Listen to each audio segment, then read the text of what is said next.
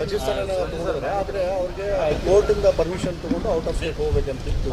ಅದನ್ನು ಡೆಲ್ಲಿಗೆ ಹೋಗಿದ್ದಾರೆ ಅಂತೇಳಿ ಅದನ್ನು ಹೊರತುಪಡಿಸಿ ಪರ್ಮಿಷನ್ ತಗೊಳ್ಳಾರ್ದೆ ಡೆಲ್ಲಿಗೆ ಅಂದರೆ ಲಾಬಿ ಮಾಡಲಿಕ್ಕೆ ಸಚಿವ ಸ್ಥಾನಕ್ಕಾಗಿ ಡೆಲ್ಲಿಗೆ ಹೋಗಿದ್ದಾರೆ. ನನಗೆ ಗೊತ್ತಿಲ್ಲ ಕೋರ್ಟಿಂದ ಆ ರೀತಿ ಆದೇಶ ಇದೆ ಅಂತ ಹೇಳಿ. ಆ ಥರ ಇದ್ದರೆ ಕಾನೂನು ತೊಡಕು ಏನಾದರೂ ಇದ್ದರೆ ಅದನ್ನು ಅವರು ಲಾರಿಗಳ ಹತ್ರ ಕನ್ಸಲ್ಟ್ ಮಾಡಿ ಅದನ್ನು ಹೇಗೆ ನಿವಾರಿಸ್ಕೊಳ್ಬೇಕು ಅದು ನಿವಾರಿಸ್ಕೊಳ್ಳೋಂಥ ಕೆಲಸ ಮಾಡ್ತಾರೆ. ಅಲ್ಲ, ಈ ರೀತಿ ಇದ್ದಾಗ ಕೂಡ ಹಂಗೆ ಹೋಗಿದ್ರೆ ತಪ್ಪಲ್ಲ. ಹೋಗಬಾರ್ದಾಗಿತ್ತು, ಬಹುಶಃ ಅವ್ರಿಗೆ ಗೊತ್ತಾಗಿಲ್ಲ ಅನಿಸುತ್ತೆ, ಓವರ್ ಸೈಟ್ ಆಗಿದೆ. ಬಟ್ ಅವ್ರು ಲಾರ್ಜ್ಗಳಿಗೆ ಕನ್ಸಲ್ಟ್ ಮಾಡಿ ಅದಕ್ಕೆ ಕಾನೂನಾತ್ಮಕ ಏನು ಕ್ರಮ ತೊಗೊಳ್ತಾರೆ. ಅದು ಹಿಂಗೆ ಆಗಿದ್ದಕ್ಕೆ ಈಗ ಸಚಿವ ಸ್ಥಾನಕ್ಕೆ ಹೋಗಿದ್ರೆ ಇನ್ನೂ ಅದರಿಂದ ಜಾಮೀನು ಏನು ಕೊಟ್ಟೆ ಅದು ಕೂಡ ಕ್ಯಾನ್ಸಲ್ ಆಗುತ್ತೆ ಅಂತ ಹೇಳ್ತಾರೆ. ಅದು ಹೇಳ್ತಿದ್ದಾರೆ, ಅದು ಇಷ್ಟು ಈಜಾ ಸುಳ್ಳು ಯಾರಿಗೂ ಗೊತ್ತಿಲ್ವಲ್ಲ, ಅದು ಆದಾಗ ನೋಡೋಣ.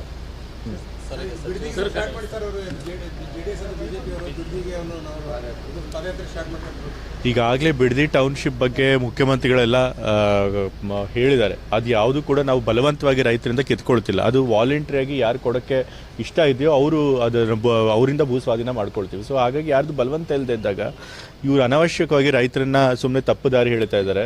ಇವರೇ ಈ ಒಂದು ಬಿಡದಿ ಟೌನ್ಶಿಪ್ ಕಾರ್ಯಕ್ರಮ ಶುರು ಮಾಡಿದ್ದು ಇವರೇ ಶುರು ಮಾಡಿ ಈಗ ಇವರೇ ಅದ್ರ ವಿರುದ್ಧ ಇದು ಮಾಡ್ತಿದ್ದಾರೆ. ನಮ್ಮ ಬಾಲಕೃಷ್ಣೇಗೌಡರು ಚೆನ್ನಾಗಿ ಹೇಳಿದ್ರು, ಇದು ಅವರದು ಪಾದಯಾತ್ರೆ ಏನಿದೆಯಲ್ಲ ಇದು ಪ್ರಾಯಶ್ಚಿತ ಪಾದಯಾತ್ರೆ. ಯಾಕೆ ಅಂತಂದರೆ ಅವರೇ ಮಾಡಿರೋ ಕಾರ್ಯಕ್ರಮದ ಅವರೇ ಮಾಡ್ತಾ ಇರೋದ್ರಿಂದ ಅದಕ್ಕೆ ಕರೆಕ್ಟಾದಂಥ ಆ್ಯಪ್ಟ್ ಹೆಸರಿಟ್ಟಿದ್ದಾರೆ ಅವರು. ಓಕೆ ಸರ್, ಕ್ಯಾಬಿನೆಟ್ ಎಕ್ಸ್ಪೆನ್ಷನ್ ಬಗ್ಗೆ ಇನ್ನೂ ಕೆಲವೊಬ್ಬರಿಗೆ ಅಸಮಾಧಾನ ಇದೆ. ಅವ್ರನ್ನ ಈಗಾಗಲೇ ನಾನು ಹೇಳಿದ್ದೀನಿ, 2-3 ದಿವಸಗಳ ಮೀಡಿಯಾವರು ಇದನ್ನೇ ಕೇಳ್ತಾ ಇದ್ದಾರೆ. ನಾನು ಹೇಳಿದ್ನಲ್ಲ, ಪ್ರತಿ ಕಾಲದಲ್ಲೂ ಕೂಡ ಯಾವುದೇ ಸರ್ಕಾರದಲ್ಲಿರಲಿ ಈ ರೀತಿ ಸಂಪುಟ ಪುನಾರಚನೆ ಅಥವಾ ಸಂಪುಟ ವಿಸ್ತರಣೆ ಆದಾಗ ಬಹಳಷ್ಟು ಸಚಿವಾಕಾಂಕ್ಷಿಗಳಿರ್ತಾರೆ. ಯಾರಿಗೆ ಸಚಿವ ಸ್ಥಾನ ಸಿಗಲ್ಲ ಅವ್ರು ಸ್ವಲ್ಪ ಅಸಮಾಧಾನಗೊಂಡೇಗೊಳ್ತಾರೆ. ಅದು ಸಹಜವಾದದ್ದು, ಎಲ್ಲ ಸರ್ಕಾರದಲ್ಲೂ ಎಲ್ಲ ಸಮಯದಲ್ಲೂ ಆಗಿದೆ. ಬಟ್ ಆದರೆ ನಮ್ಮ ವರಿಷ್ಠರು ನಾಯಕರುಗಳು ಅವ್ರನ್ನ ಭೇಟಿ ಮಾಡಿ ಅವ್ರ ಮನವೊಲಿಸಿ ಏನೇ ಅಸಮಾಧಾನ ಇದ್ರು ಅದನ್ನು ಶಮನ ಮಾಡ್ತಾರೆ. ಸೊ ಈಗಲೂ ಕೂಡ ಎಲ್ಲ ಸರಿ ಹೋಗುತ್ತೆ.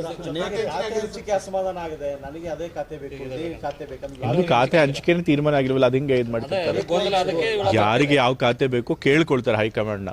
ಆದರೆ ಕೊನೆಗೆ ಡಿಸೈಡ್ ಮಾಡೋದು ಹೈಕಮಾಂಡು. ಈಗಾಗಲೇ ಹೇಳ್ದಂಗೆ ಹೆಂಗೆ ಸಚಿವ ಸ್ಥಾನ ಸಿಗಬೇಕಾದ್ರೆ ಆಯಿತು, ಅದೇ ರೀತಿ ಖಾತೆ ಹಂಚಿಕೆ ವಿಚಾರದಲ್ಲೂ ಅಷ್ಟೇ ಎಲ್ಲರೂ ಕೂಡ ಪಕ್ಷದ ನಾಯಕತ್ವ ಏನು ತೀರ್ಮಾನ ಮಾಡ್ತಾರೆ ಅದಕ್ಕೆಲ್ಲರೂ ಕೂಡ ಕೊನೆಗೆ ಬದ್ಧರಾಗೇ ಆಗ್ತಾರೆ.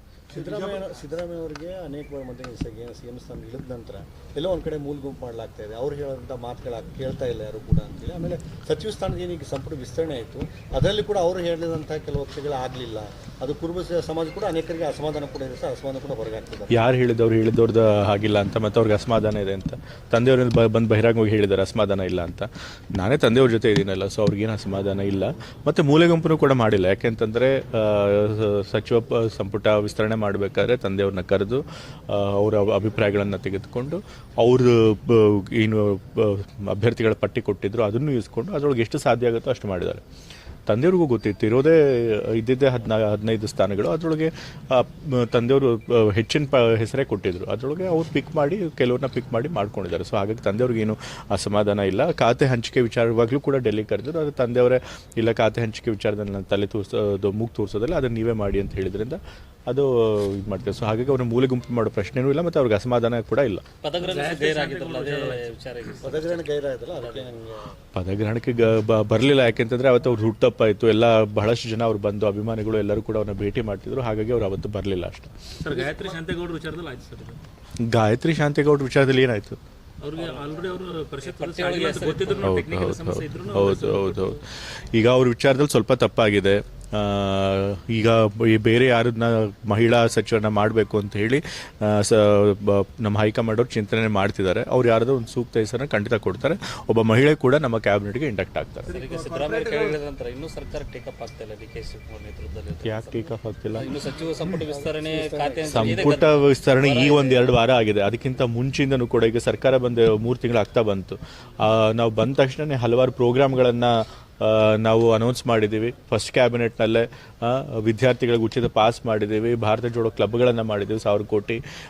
ಬಿ ಖಾತೆಗಳನ್ನು ಎ ಖಾತೆಗಳನ್ನು ಮಾಡಬೇಕು ಅಂತ ಹೇಳಿದ್ದೀವಿ. ಯಾರ್ಯಾರಿಗೂ ಪಾಪ ಮನೆಗಳನ್ನು ಕಟ್ಟಿ ಎಲೆಕ್ಟ್ರಿಸಿಟಿ ಸಪ್ಲೈ ಎಲ್ಲ ವೈಲೇಷನ್ ಆಗಿದೆ ಅಂತೇಳಿ ಸುಪ್ರೀಂ ಕೋರ್ಟ್ ಆರ್ಡರ್ ಕೊಟ್ಟಿತ್ತು. ಅವ್ರಿಗೆ ರಿಲೀಫ್ ಕೊಡಬೇಕು ಅಂತ ಹೇಳಿ ಅವ್ರಿಗೂ ಕೂಡ G+2 G+3 ಮತ್ತು 2400 ಸ್ಕ್ವೇರ್ ಫೀಟ್ ಅವ್ರಿಗೆ ತನಕ ಎಲೆಕ್ಟ್ರಿಸಿಟಿ ಸಪ್ಲೈ ಕೊಡೋದು ಮಾಡಿದ್ದೀವಿ. ಬರ ಪರಿಸ್ಥಿತಿ ಬಂದಾಗ ಸೀರೀಸ್ ಆಫ್ ಮೀಟಿಂಗು ಮುಖ್ಯಮಂತ್ರಿಗಳು ಸೇರಿದಂತೆ ಇದ್ದಂಥ ಎಲ್ಲ ಮಂತ್ರಿಗಳು ಕೂಡ ಮಾಡಿದ್ದೀವಿ. ನಾವೆಲ್ಲ ನಮ್ಮ ಉಸ್ತುವಾರಿ ಜಿಲ್ಲೆಗಳಿಗೆ ಭೇಟಿ ಮಾಡಿದ್ದೀವಿ. ಈಗ ತಾಲೂಕು ಮಟ್ಟದಲ್ಲೂ ಹೋಗಿ ಎಲ್ಲ ಕಡೆ ಬರ ಪರೀಕ್ಷೆ ಮಾಡ್ಕೊಂಡು ಬಂದಿದ್ದೀವಿ. ಹಾಗಾಗಿ ಸರ್ಕಾರ ಕೆಲಸ ಮಾಡ್ತಾ ಇದೆ. ಅದರೊಳಗೆ ಏನೋ ಆದರೂ ಕೂಡ ಬೇಡಿಕೆಗಳನ್ನ ಅನೇಕ ಅಲ್ಲಿ ಇದ್ದಂಥವ್ರು ಕೂಡ ಅಧಿಕಾರಿ ವಹಿಸ್ಕೊಂಡವರಾಗಲಿ ಮತ್ತು ಪೌರರಾಗಲಿ ಮಹಾಪೌರರಾಗಲಿ ಎಲ್ಲರೂ ಕೂಡ ಏನಂದ್ರೆ ಈಗ ಅದಕ್ಕೆ ನಾನು ಪ್ರಗತಿ ಪರಿಶೀಲನಾ ಸಭೆ ನಡ್ಸಕ್ಕೆ ಬಂದಿದ್ದೀನಿ. ಈಗ ಈಗ ಏನೇನು ಕೆಲಸಗಳಾಗಿವೆ, ಏನೇನು ಕೆಲಸಗಳಾಗಬೇಕು, ಜನರ ಬೇಡಿಕೆ ಏನಿದೆ ಅದನ್ನೆಲ್ಲ ಪರಿಶೀಲನೆ ಮಾಡಿ ಸೂಕ್ತ ಕ್ರಮ ವಹಿಸಿಕೊಂಡು ಅದನ್ನೆಲ್ಲ ಆದಷ್ಟು ಬೇಗ ಈಡೇರಿಸುವಂತ ಕೆಲಸ ಮಾಡ್ತೇವೆ. ಏನಾದರೂ ಕೊಡ್ತೀರಾ ಅಂತ ಸರ್ ದರ? ಈಗ ಯಾಕಂದ್ರೆ 3 ವರ್ಷದಿಂದ ಕೇಳ್ತಾ ಇದ್ದಾರೆ, ಅಭಿವೃದ್ಧಿನೇ ಇಲ್ಲಾರ್ದಂಗೆ ಆಗಿದೆ ಸರ್. ಈಗ ನೋಡಿದಾಗ ಗೊತ್ತಾಗುತ್ತೆ ಈಗ ಎಷ್ಟು ಇನ್ನೂ ಕಾಮಗಾರಿಗಳು ಬೇಕು, ಎಷ್ಟು ಅಗತ್ಯ ಇದೆ, ಈಗ ಎಷ್ಟು ಅನುದಾನ ಕೊಟ್ಟಿದ್ದಾರೆ, ಅದರೊಳಗೆ ಎಷ್ಟು ಕೆಲಸ ಇದೆ, ಇನ್ನೂ ಎಷ್ಟು ಬಾಕಿ ಇದೆ, ಅದೆಲ್ಲ ಪ್ರಗತಿ ಪರಿಶೀಲನೆ ಮಾಡಿದ್ಮೇಲೆ ಖಂಡಿತ ಅನುದಾನದ ಅಗತ್ಯ ಇದ್ರೆ ಕೊಡಿಸೋಣ. Thank you sir.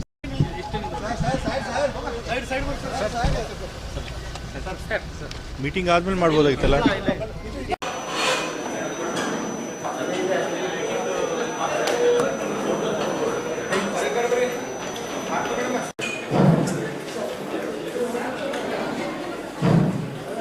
ಎಲ್ಲರಿಗೂ ನಮಸ್ಕಾರ. ಇವತ್ತು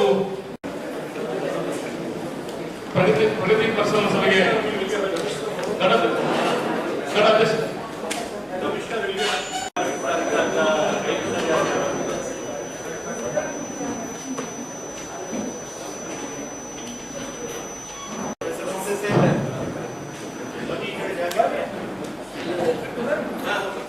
ಇವತ್ತು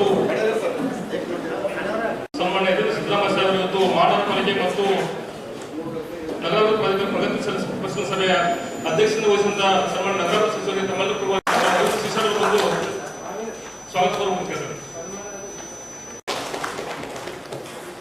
ಅದೇ ರೀತಿಯಾಗಿ ವೇದಿಕೆ ಮೇಲೆ ಆಸನಂತ ನಗರಾಭಿವೃದ್ಧಿ ಪ್ರಾಧಿಕಾರ ಅಧ್ಯಕ್ಷರಾದ ಗಂಗಾದಾಸ್ ಈ ಸಭೆಯ ಆಗಮಿಸಿದ ಎಲ್ಲ ನಮ್ಮ ಪಾಲಿಕೆಯ ಹಾಗೂ ನಗರಾಭಿವೃದ್ಧಿ ಪ್ರಾಧಿಕಾರದ ಗೌರವ ಸದಸ್ಯರು ಕೂಡ ಸ್ವಾಗತ ಕೋರುತ್ತೇನೆ. ಅದೇ ರೀತಿಯಾಗಿ ಈ ಸಭೆಗೆ ಆಗಮಿಸಿದ ಎಲ್ಲ ಮಹಾನಗರ ಪಾಲಿಕೆ, ನಗರಾಭಿವೃದ್ಧಿ ಪ್ರಾಧಿಕಾರ ಹಾಗೂ ಪ್ರಾಧಿಕಾರದ ಎಲ್ಲ ಅಧಿಕಾರಿಗಳು ಸ್ವಾಗತ ಕೋರುತ್ತೇನೆ. ಅದೇ ರೀತಿ ಈ ಸಭೆಗೆ ಆಗಮಿಸಿದ ಎಲ್ಲ ಪತ್ರಿಕಾ ಮಾಧ್ಯಮಗಳು ಕೂಡ ಸ್ವಾಗತ ಕೋರುತ್ತೇನೆ. ದಯವಿಟ್ಟು ಪತ್ರಿಕಾ ಮಾಧ್ಯಮ ಅನುವಾದ ಮಾಡಬೇಕು, ತಾವು ಫೋಟೋ ತೆಗೆದುಕೊಂಡು ತಾವು ವೇಟ್ ಮಾಡಬೇಕಾದ್ರೆ. Thank you. ಈ ಸಭೆಯನ್ನ ಸನ್ಮಾನ್ಯ ಸಚಿವರು ನಡೆಸಬೇಕು. ಸರ್ ನಮಸ್ಕಾರ ಸರ್. ಸರ್ ನಮಗೆ ಅಜಯ ಪ್ರಕಾರ ಸ್ಟಾರ್ಟ್ ಮಾಡ್ತೀನಿ ಸರ್. ಒಟ್ಟು ಮಾಹಿತಿ ಇದೆ. ಹೌದು ಸರ್. 16 ಹೌದು ಸರ್. ಇಲ್ಲಿವರೆಗೆ 54% ಮಾತ್ರ ಇವು ಆಸ್ತಿಗಳಿಗೆ ವಸೂಲಾತಿ ಆಗಿದೆ. ಹೌದು ಸರ್. ಶಾಸಕರ ಮಾಡ್ಕೊಂಡಿದ್ದೀರಾ ಆಸ್ತಿಗಳು? ಸರ್ ಇದು ಜಿಲ್ಲೆ ಸರ್ಕಾರ ಸರ್ ಈ ಹತ್ತಲ್ಲಿ ಭಾಳ ವಾಪರಿಂಗ್ ಮಾಡೋದು ಸರ್. ಸುಮಾರು ಎಸ್ ಸರ್. ಪ್ರತಿಯೊಂದು ಆಸ್ತಿಗಳ ವಿವರ ನಿಮ್ಮಲ್ಲಿ ಎಸ್ ಸರ್. ಅಂದ್ರೆ GPS ಅಲ್ಲಿ ನೋಡೋದು. ಹೌದು. ಸೊ ಕೊಡೋ ಮಾಹಿತಿ ಎಷ್ಟು ನಿಖರವಾಗಿದೆ ಗೊತ್ತಾಗುತ್ತೆ. Yes sir. ಸೊ ಹಾಗೆ ಮ್ಯಾಪ್ ಮಾಡಿದ್ರೆ ಅವ್ರು ಕೊಡೋ ಮಾಹಿತಿ ನಿಖರವಾಗಿ ಏನಂತ ಗೊತ್ತಿಲ್ಲ ತಗೊಳ್ಬೇಕು. Yes sir. ಅದನ್ನ ವಾಸ್ತವಿಕ ಮಾಡಿ. Yes sir.